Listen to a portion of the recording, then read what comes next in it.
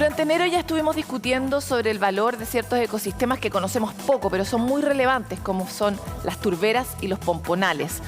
Ambos son tipos de humedales que permiten, por un lado, absorber y retener mucha agua dulce y, por otro, capturar mucho carbono. Son cosas que no sabemos y por eso necesitamos tener leyes que protejan esos entornos. Pero no son los únicos entornos que no conocemos. Lo que está bajo el agua es para nosotros un misterio. Entre ellos, el enorme aporte que hacen los bosques de macroalgas justamente a combatir la captura, a lograr mayor captura de carbono de la atmósfera y bajar así el calentamiento global. Erasmo Macaya estuvo con nosotros, él es académico del Departamento de Oceanografía de la Universidad de Concepción e investigador del Centro Ideal, y nos iluminó en una entrevista sobre este tema que sin duda va a ser muy relevante durante 2022. ¿Cómo estás, Erasmo? Hola, Paloma. Muy bien, acá. Gracias por la invitación. Mira, queremos partir tratando de dimensionar bien por qué son tan importantes los bosques de macroalgas. Los bosques de macroalgas, tú ya lo mencionaste, son lugares tremendamente importantes en términos ecológicos, pues son zonas que proveen una serie de servicios para otros organismos, incluidos nosotros los humanos. Son una fuente de alimento para muchos organismos, atenúan el efecto del oleaje y de las corrientes, por lo tanto, dentro de los bosques se generan ambientes propicios para que muchos organismos, por ejemplo, se puedan reproducir, para muchos organismos puedan dejar sus huevos. Muchas especies de importancia comercial, jaivas, por mencionar algunas, se reproducen en esos lugares. Por lo tanto, son tremendamente importantes en términos ecológicos, además de generar oxígeno, porque son organismos fotosintetizadores, igual que las plantas terrestres.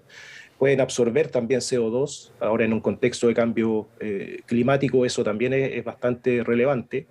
Eso por un lado, y por otro lado, además, son utilizados comercialmente, por ende generan dinero y sustento para muchas personas.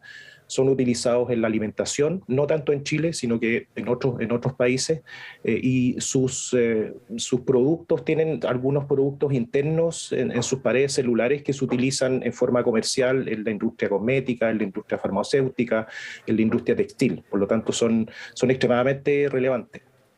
Ahora, tú acabas de plantear justamente la paradoja de estos bosques, ¿verdad? Por un lado son cobijo, entregan oxígeno de nuestra especie, de todas las especies que están en el mar, permiten que se reproduzcan, etcétera. Pero por otro son explotados y esto ha ido en aumento de forma dramática.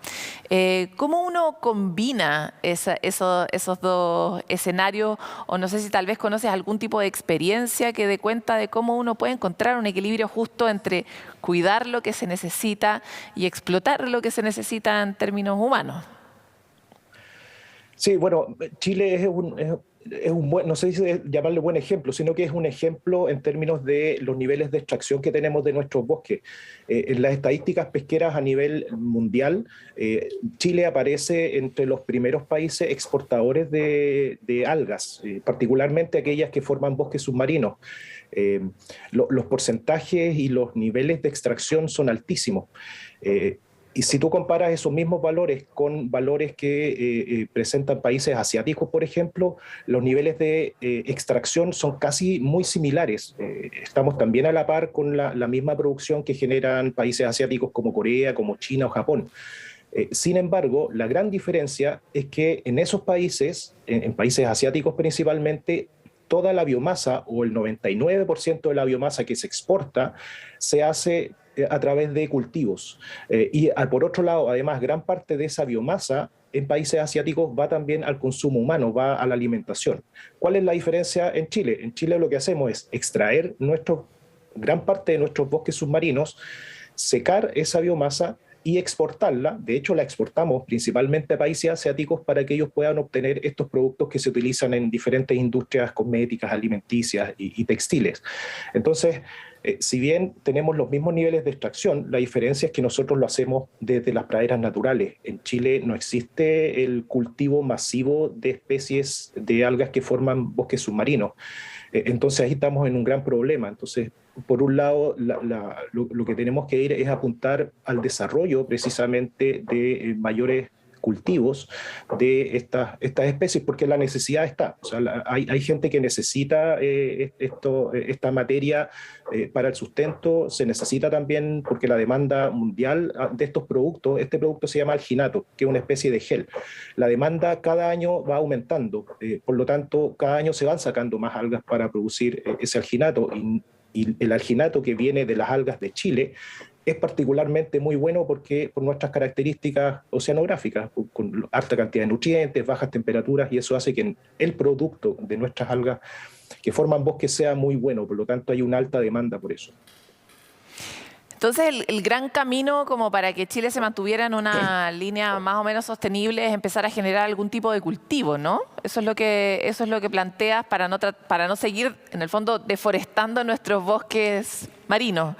Pero, ¿cómo uno hace para que los cultivos no sean en sí mismos un problema ecosistémico? Lo miro guardando todas las proporciones, por ejemplo, con la industria salmonera, ¿no? Cuando uno produce algo a gran escala, de alguna forma igual desequilibra el medio ambiente porque pone algo en abundancia que habitualmente no está en abundancia.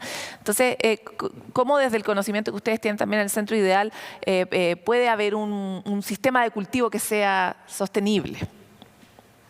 Sí, ahora, bueno, el cultivo es una de las vías. En realidad yo creo que en Chile estamos en un camino inicial en términos de que se requieren varias líneas de acción, en realidad, para enfrentar el problema de la sobreexplotación de nuestros recursos marinos y particularmente las algas. Y ahí debo mencionar, por ejemplo, la difusión del ecosistema marino en su conjunto. Chile es un país que, pese a esta larga franja costera, desconocemos mucho de los organismos que viven acá. Las algas, ¿para qué mencionar? Yo creo que la mayoría de las personas con suerte ha escuchado hablar del cochayuyo y del luche, sin embargo tenemos una alta diversidad de algas. Muchas personas no conocen, no saben lo que es un bosque submarino. Por lo tanto, eso también es importante considerarlo como estrategias, por ejemplo, de que conozcamos que en nuestro país tenemos bosques submarinos, que por ejemplo en el extremo sur tenemos uno de los bosques submarinos más grandes e incluso intactos desde hace muchos cientos de años. Entonces, por ahí hay varias líneas de acción. Lo otro también, claro, es la producción vía cultivo. No es fácil porque el cultivo, particularmente de las algas que forman bosque, es complejo. Los ciclos de vida de las algas pardas que forman bosque es bastante complejo y replicarlo en laboratorio no es fácil. Ahora, eso se conoce, en Chile hay varios estudios a nivel de laboratorio. Como tú lo mencionas, el problema es que hay que masificar esto, y ahí eso es de alguna forma alguna complicación, porque todavía no tenemos la experiencia para realizarlo. Sí existe el conocimiento, hay que también invertir en eso, en países asiáticos donde se produce mucha biomasa a partir de cultivo, hay subvenciones para el desarrollo de estos cultivos. Por lo tanto, es un camino de que tenemos que aprender probablemente y mirar las experiencias en otros países para seguir probablemente esas políticas de alguna forma que permitan el desarrollo de esta acuicultura. La acuicultura de algas, por lejos, si tú lo comparas con cualquier otra acuicultura, por ejemplo, o la agricultura terrestre, por lejos genera mucho menor impacto. O sea, tú no necesitas, por ejemplo, para vegetales marinos, en este caso algas, no necesitas agua dulce, no necesitas fertilizantes, no necesitas pesticidas, simplemente tienes los cultivos ahí en zonas oceánicas. Por lo tanto, el impacto también es bastante menor en comparación con otra industria. Yo creo que tampoco hay mucha comparación con el salmón, porque, bueno, de partida son organismos carnívoros, sí, tú necesitas entregarle mucho alimento, tienen un impacto muchísimo más alto, además es una especie introducida, nuestros bosques son nativos, tenemos especies endémicas, especies que solamente crecen en Chile, entonces ahí hay algunas diferencias también sí, importantes. totalmente. Preguntaba solo por el problema del equilibrio, ¿no? Que parece ser justamente lo que se nos ha perdido el conejo, no sabemos dónde está el punto de equilibrio. Pero vamos ahora al tema de tu reciente publicación. ¿Cuántos tipos de algas existen en esta tipología que hiciste sobre nuestro patrimonio en la Patagonia? Sí, bueno, este es un trabajo en conjunto. Hay más investigadores de la Universidad de Magallanes, también estudiantes doctorales de la Universidad Austral, una colega que fue la directora del Museo de Historia Natural de Santiago, incluso experta en algas. Así que fue un trabajo en conjunto en desarrollar esta guía que muestra 60 especies de algas. Hay 60 especies distintas que tú puedes visualizar en esta guía. A lo largo de Chile continental se han descrito aproximadamente poco más de 400 especies, 450 especies. La Patagonia tiene la mayor diversidad de macroalgas en todo Chile. En la medida que tú avanzas hacia el sur, aumenta el número de especies de algas. La zona de la Patagonia es muy interesante, se han descrito aproximadamente 270 especies. Nosotros estamos presentando una guía con 60 especies que son las especies más comunes, que cualquier persona que se acerque a la zona costera, espera, por ejemplo, que baje la marea, puede visualizar muchas de las especies que allí están y estas aparecen en esta guía. Así que fue un trabajo bien interesante con estos otros colegas para poder de alguna forma relevar la importancia que tienen estos organismos ahora en Patagonia. Ya me dijeron que se me acabó el tiempo, pero tengo que hacerte esta pregunta también para dimensionar. Cuando hablamos de bosques de macroalgas, ¿qué altura tienen estos bosques? Porque sabemos cómo son los bosques de coihue, pero no sabemos cómo son los bosques de macroalgas. Sí, la altura depende del lugar donde tú midas. Hay lugares donde, por ejemplo, se ha descrito que los bosques de algas, particularmente el hemisferio norte, pueden llegar hasta 50 o 60 metros de altura un individuo de estas algas pardas. En Chile, sobre todo en la zona sur, hay bosques que pueden llegar a medir de altura 20, 25 metros. Entonces, son además no solamente la altura, sino que son bosques bastante densos. Entonces, forman estructuras tridimensionales bien importante. Muchas gracias, Erasmo, por esta conversación. De verdad necesitamos conocer. Es difícil para seres terrícolas comprender bien qué pasa bajo el agua. Por eso tan importante este encuentro contigo. No, gracias a ustedes por la invitación. Los bosques de macroalgas están tomando cada vez más relevancia a nivel global por todo lo que conversábamos en la entrevista, pero también porque, como mencionábamos al inicio, son grandes capturadores de carbono, que es hoy una de nuestras urgencias, ¿verdad? Entonces, no devastarlos parece ser también una necesidad. Vamos a una pausa y volvemos con más.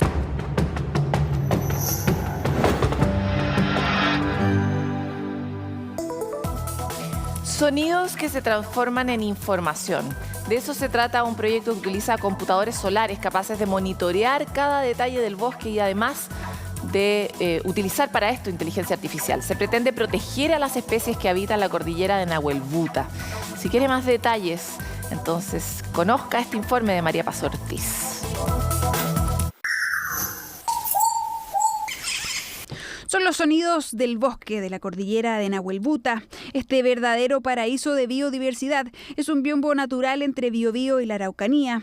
Ahora, a través de la tecnología y la inteligencia artificial, estos sonidos son monitoreados 24/7 para identificar y proteger a las especies en peligro, entre ellos el zorrito de Darwin. Y tenemos una rica biodiversidad en la cual se refleja el endemismo y la trayectoria evolutiva que ha tenido esta cordillera de más de 430 millones de años. Claro, porque cuando todo nuestro territorio no era más que agua, la cordillera de Nahuelbuta ya comenzaba a levantarse. Desde allí que es un refugio natural de cientos de especies. Donde encontremos zorro de Darwin, significa que el ecosistema está funcionando bien, que el bosque está sano, que hay muchas otras especies con las que el zorro convive. Es indicador, pero además el zorro de Darwin está en peligro crítico de extinción. Por eso le interesa en rastrearlo y protegerlo. Con o sin lluvia, estos 5 minicomputadores solares, bautizados como guardianes del bosque, fueron instalados en la copa de los árboles.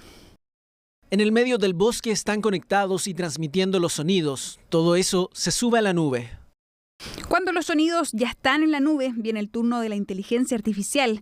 Con ayuda de algoritmos se caracterizan los audios para cada especie. Desde su instalación, los computadores ya han podido identificar 10 especies de aves. Aportarán al conocimiento del estado de ecosistema en Chile y potenciarán los procesos de generación de datos e investigación aplicada. Un paso gigante para hacer más eficaz la protección, pero también uno para educar. 3.000 hectáreas, esa es la superficie a cargo de estos 5 guardianes del bosque, tecnología en pos de la conservación y de la naturaleza, que ahora podría expandirse y emplearse también en Chiloé y, por qué no, en todos los rincones del país.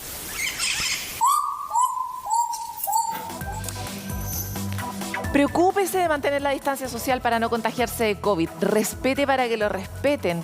Encárguese de reciclar, de reutilizar. Pero además tenemos que tomar medidas de adaptación y de mitigación. No es fácil ser un ciudadano global. Sin embargo, al rescate de todos nosotros para saber cuáles son las diferencias y las distinciones que manejamos, aquí está María Jesús Cardemil, que nos explica la diferencia entre mitigación y adaptación. El calentamiento global es constante y se ha acelerado a lo largo de la última década. En una búsqueda por manejar este escenario es que se habla de mitigación y adaptación, dos caras de una misma moneda. La mitigación se ocupa de las causas del cambio climático y se relaciona esencialmente con evitar y reducir las emisiones de gases de efecto invernadero, junto con potenciar los sumideros de carbono. Se trata de esfuerzos para frenar el alza de temperatura y la emisión de gases hacia la atmósfera. Por su parte, la adaptación es el proceso en el que nos ajustamos a este clima cambiante y sus efectos en el presente y futuro. Son todas aquellas acciones, medidas o actividades que buscan reducir la vulnerabilidad de sistemas naturales y humanos. Implica alterar nuestro comportamiento, prácticas, sistemas y formas de vida. Los especialistas han asegurado que mientras más mitiguemos en la actualidad, más fácil será adaptarnos a los cambios que no podremos evitar en el futuro. La empresa de Aguas Andinas llamó a tomar medidas en la región metropolitana por la profunda sequía que vivimos y que amenaza con cortes. Por eso quisimos viajar a la reserva artificial más grande que tenemos en la región para conocer su estado. Tiene una capacidad para 220 millones de metros cúbicos, pero ahora podemos encontrar una nueva forma de protegerlo a través del primer fondo de agua del país. Este es parte de una red que está compuesta por 26 alianzas público-privadas en América Latina y en el Caribe. Ojalá nos funcione, ¿verdad? Pero revisemos de qué se trata. Fuente de vida cada vez más esquiva en la zona central. La empresa proveedora de agua potable de la RM llamó a los municipios a tomar medidas por el uso de agua ante la sequía. Por eso viajamos hasta la principal fuente de este recurso vital para la región metropolitana. Después de más de una hora de camino llegamos al embalse El Yeso a mis espaldas. Esta es la reserva de agua más grande para la región metropolitana, pero en este punto ya se empieza a evidenciar la falta de agua. La cuenca del río Maipo alberga más de 7 millones de personas, desde Cordillera hasta la costa en San Antonio, y se proyecta un incremento de la población que alcanzaría los 8 millones de habitantes. Por eso es fundamental cuidar del agua en cantidad y calidad. Para todos los usos que se requieren en la cuenca, no solo el consumo humano, también para la protección de los ecosistemas, también para el uso industrial, para que las ciudades puedan ser ciudades saludables que dispongan de agua. El problema es que se espera una reducción en los caudales de entre un 15 y un 30% a 2050 y la población seguirá creciendo. Por eso es que se creó el primer fondo de agua del país. Lo que hacemos en definitiva es sentarnos en una misma mesa, actores distintos, con intereses distintos, pero que convergemos en algunos objetivos similares. En Chile casi el 50% de las escuelas rurales no cuenta con abastecimiento formal de agua potable. Por eso el primer fondo de agua del país reúne actores rurales, a las empresas y los municipios, entre otros. La pregunta es ¿en qué trabajan todos juntos? Dejamos atrás el embalse, estamos a mayor altura y este lugar es protagonista de una de las aristas más importantes del fondo de agua, la conservación.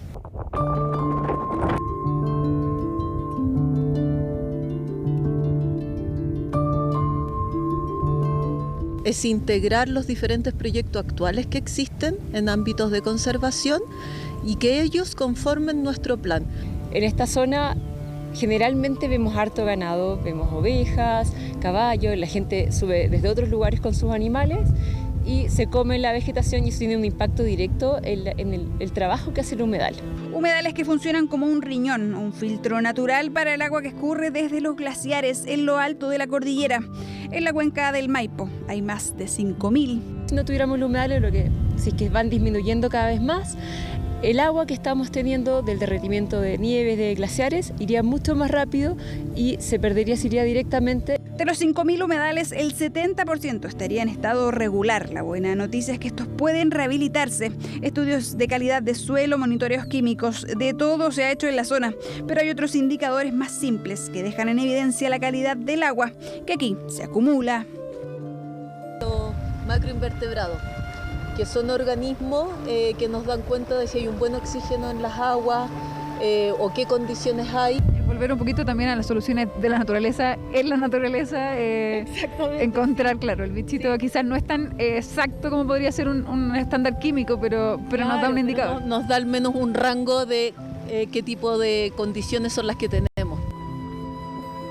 Agua aprobada por los macroinvertebrados. Más que calidad, el problema es la cantidad de agua con la que contamos. Con los acuíferos en un 51% sobreexplotados en la RM. Esperan informar, gestionar y conservar la cuenca del Maipo. Además, sumar otros 3 fondos el próximo año.